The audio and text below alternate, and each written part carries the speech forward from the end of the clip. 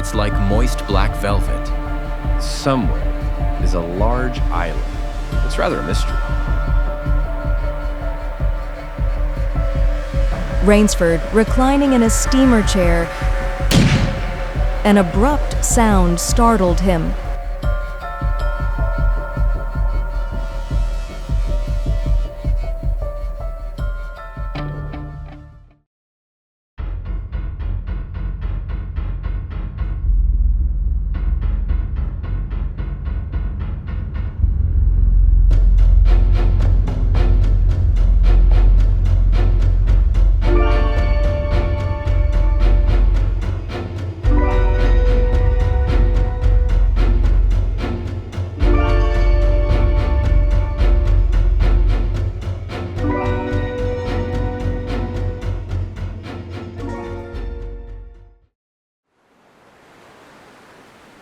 He struggled up to the surface and tried to cry out, but the wash from the speeding yacht slapped him in the face, and the salt water in his open mouth made him gag and strangle.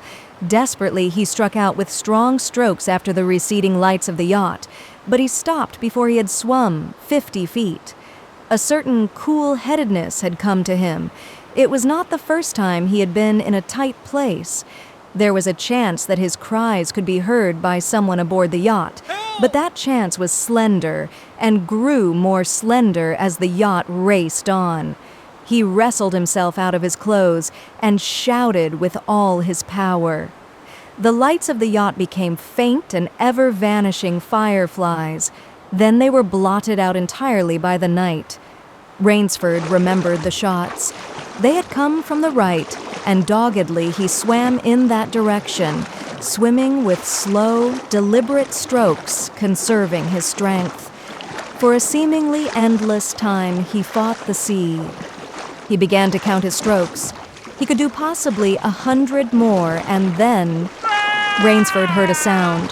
It came out of the darkness, a high screaming sound, the sound of an animal in an extremity of anguish and terror. He did not recognize the animal that made the sound. He did not try to. With fresh vitality, he swam toward the sound. He heard it again. Then it was cut short by another noise, crisp, staccato. Pistol shot, Muttered Rainsford, swimming on. 10 minutes of determined effort brought another sound to his ears, the most welcome he had ever heard, the muttering and growling of the sea breaking on a rocky shore. He was almost on the rocks before he saw them. On a night less calm, he would have been shattered against them. With his remaining strength, he dragged himself from the swirling waters. Jagged crags appeared to jut up into the opaqueness. He forced himself upward, hand over hand.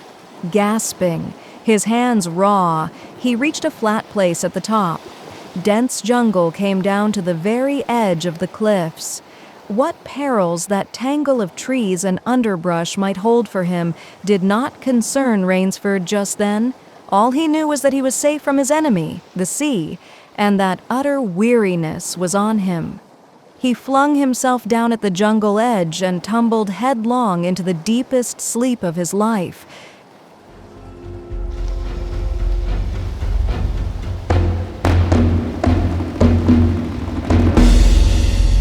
When he opened his eyes, he knew from the position of the sun that it was late in the afternoon.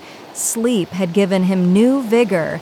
A sharp hunger was picking at him. He looked about him almost cheerfully. Where there are pistol shots, there are men. Where there are men, there is food. But what kind of men in so forbidding a place? An unbroken front of snarled and ragged jungle fringed the shore. He saw no sign of a trail through the closely knit web of weeds and trees. It was easier to go along the shore, and Rainsford floundered along by the water. Not far from where he landed, he stopped. Some wounded thing, by the evidence a large animal, had thrashed about in the underbrush. The jungle weeds were crushed down and the moss was lacerated. One patch of weeds was stained crimson. A small glittering object not far away caught Rainsford's eye, and he picked it up. It was an empty cartridge. A .22. That's odd. It must have been a fairly large animal, too. The hunter had his nerve with him to tackle it with a light gun. It's clear that the brute put up a fight. I suppose the first 3 shots I heard was when the hunter flushed his quarry and wounded it. The last shot was when he trailed it here and finished it. He examined the ground closely and found what he had hoped to find, the print of hunting boots. They pointed along the cliff in the direction he had been going. Eagerly he hurried along, now slipping on a rotten log or a loose stone, but making headway. Night was beginning to settle down on the island. Bleak darkness was blacking out the sea and jungle when Rainsford sighted the lights. He came upon them as he turned a crook in the coastline, and his first thought was that B had come upon a village, for there were many lights. But as he forged along, he saw to his great astonishment that all the lights were in one enormous building, a lofty structure with pointed towers plunging upward into the gloom. His eyes made out the shadowy outlines of a palatial chateau. It was set on a high bluff, and on 3 sides of it cliffs dived down to where the sea licked greedy lips in the shadows. Mirage. But it was no mirage he found when he opened the tall spiked iron gate. The stone steps were real enough, the massive door with a leering gargoyle for a knocker was real enough, yet above it all hung an air of unreality. He lifted the knocker, and it creaked up stiffly, as if it had never before been used. He let it fall, and it startled him with its booming loudness. He thought he heard steps within. The door remained closed.